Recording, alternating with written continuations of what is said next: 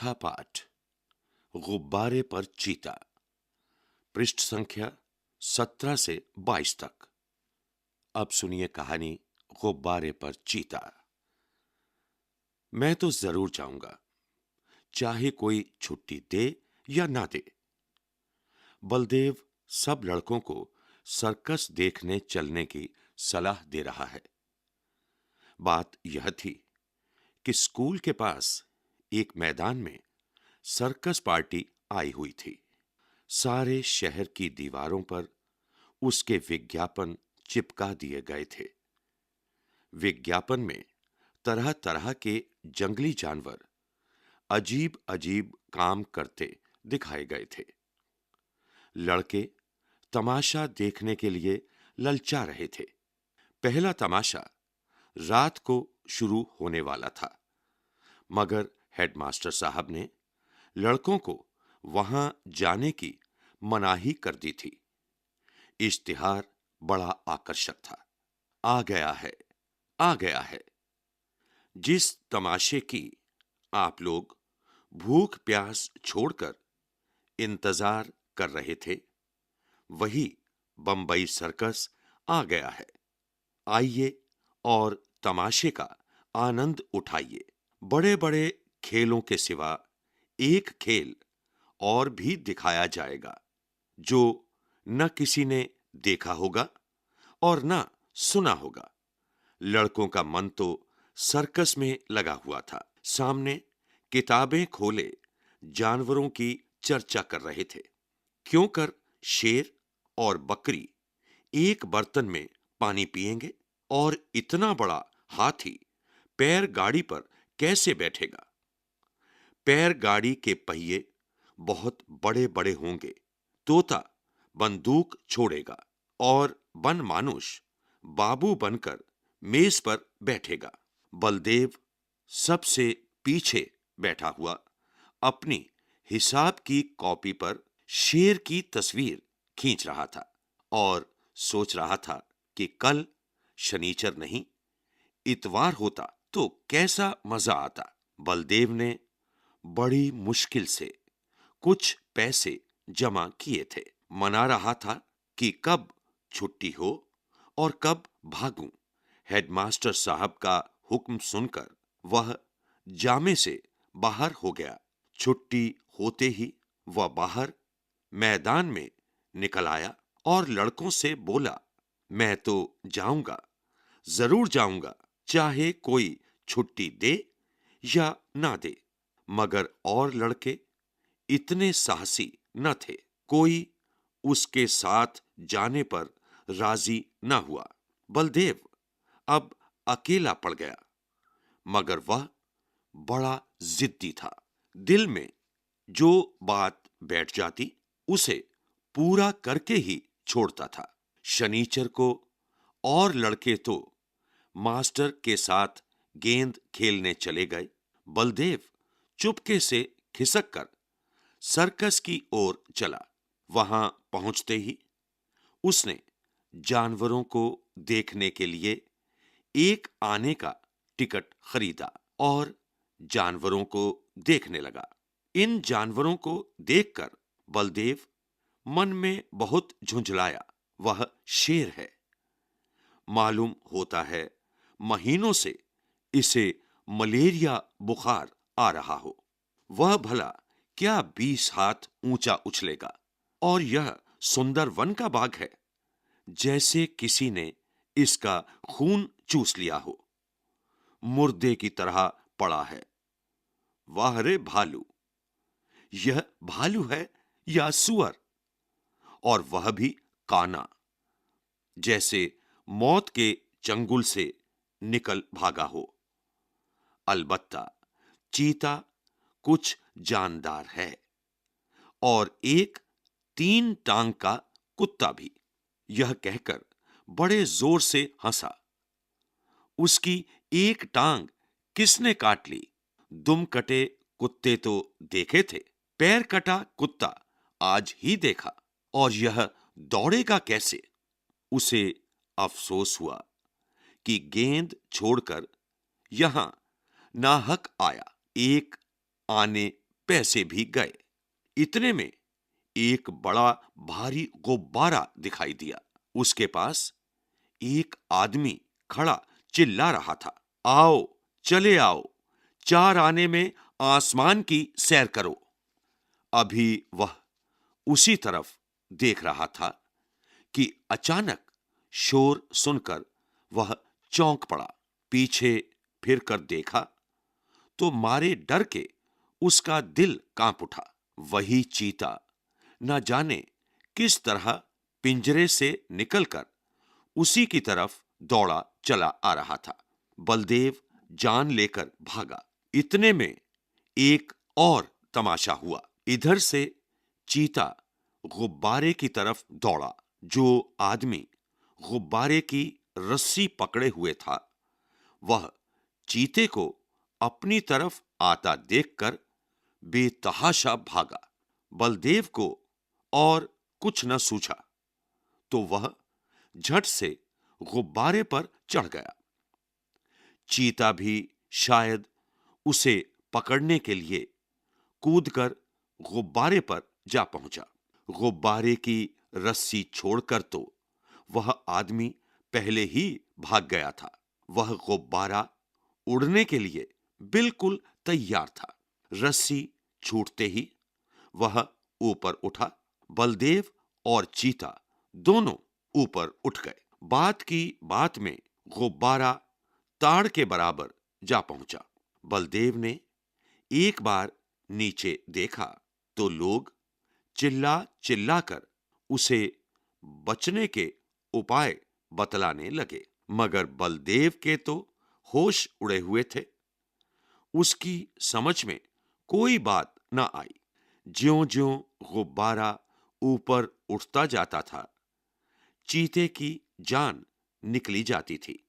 उसकी समझ में न आता था कि कौन मुझे आसमान की ओर लिए जाता है। वह चाहता तो बड़ी आसानी से बलदेव को चट कर जाता, मगर उसे अपनी ही जान की फिक्र पड़ी हुई थी। सारा चीतापन भूल गया था। आखिर वह इतना डरा कि उसके हाथ पांव फूल गए और वह फिसलकर उल्टा नीचे गिरा।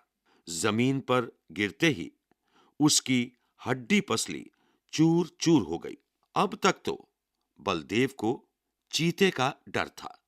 अब यह फिक्र हुई कि गुब्बारा मुझे कहां लिए जाता है। वह एक बार घंटा घर की मीनार पर चढ़ा था।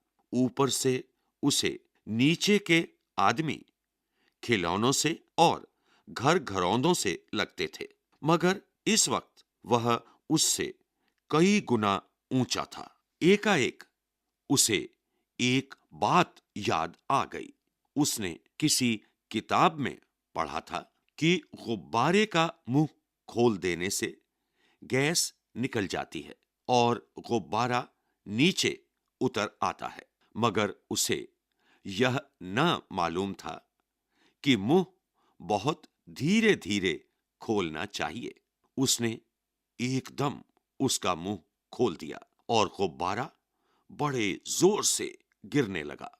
जब वह जमीन से थोड़ी ऊंचाई पर आ गया तो उसने नीचे की तरफ देखा। दरिया बह रहा था। फिर तो वह रस्सी छोड़कर दरिया में कूद पड़ा और तैरकर निकल आया। लेखक प्रेमचंद। अभ्यास। शब्दार्थ। नाहक, बेकार में। दरिया, नदी। जानदार, ताकतवर। सलाह, मशवरा, राय। आकर्षक, दूसरों का ध्यान अपनी ओर खींचने वाला। जामा, कपड़ा। तमाशा, मनोरंजन। इश्तिहार, विज्ञापन। बेतहाशा, तेजी से, बिना इधर उधर देखे। फिक्र, चिंता। दुर्दशा, बुरी हालत। हिसाब, गणित। एक कहानी से। क हेडमास्टर साहब ने बच्चों को सर्कस में जाने से क्यों मना किया होगा? ख सर्कस के बारे में कौन-कौन सी अफवाहें फैली हुई थीं? ग बलदेव सर्कस में जाकर निराश क्यों हो गया? घ बलदेव और चीता दोनों गुब्बारे पर ऊपर उठते जा रहे थे। फिर भी चीते ने बलदेव को कोई नुकसान क्यों नहीं पहुंचाया? ण कहानी के इस वाक्य पर ध्यान दो। इतने में उसे एक बड़ा भारी गुब्बारा दिखाई दिया।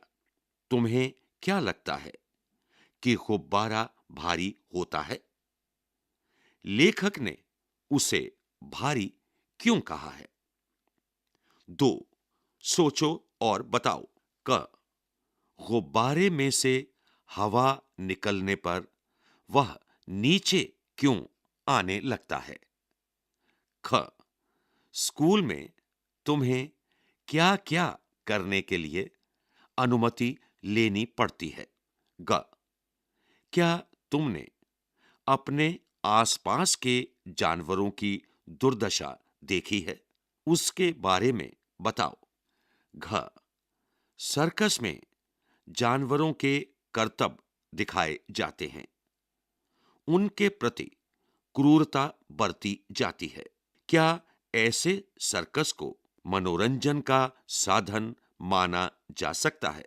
सर्कस को स्वस्थ मनोरंजन का साधन बनाने के लिए क्या किया जाना चाहिए? 3 मुहावरे। इन वाक्यों को सुनो। उनमें इस्तेमाल हुए मुहावरों को अपने ढंग से इस्तेमाल करके कुछ और वाक्य बनाओ। क बलदेव के तो होश उड़े हुए थे। इसमें मुहावरा है होश उड़े हुए। ख बलदेव के दिल में जो बात बैठ जाती उसे पूरा करके ही छोड़ता। इस वाक्य में मुहावरा है बात बैठ जाती। ग वह इतना डरा कि उसके हाथ पांव फूल गए। इस वाक्य में मुहावरा है हाथ पांव फूल। घ ऐसा लगा जैसे किसी ने चीता का खून चूस लिया हो। इस वाक्य में मुहावरा है खून चूस लिया। ण बलदेव का दिल कांप उठा। इस वाक्य में मुहावरा है दिल कांप उठा। 4 तुम्हारी बात। क तुम्हारे स्कूल से भागने के कौन-कौन से बुरे परिणाम हो सकते हैं? ख किसी चीज के प्रचार के लिए विज्ञापन का इस्तेमाल क्यों किया जाता है? ग तुम भी सड़क सुरक्षा, प्रदूषण और शिक्षा के बारे में विज्ञापन बनाकर अपने मित्र को दिखाओ तथा पूछो कि उसे तुम्हारा विज्ञापन पसंद आया या नहीं। कारण भी पूछो। 5 समझो। अजीब अजीब, धीरे धीरे, अभी अभी, ज्यों ज्यों, चूर चूर, हिसाब किताब, जब तब, खेल तमाशा, भूख प्यास, हड्डी पसली।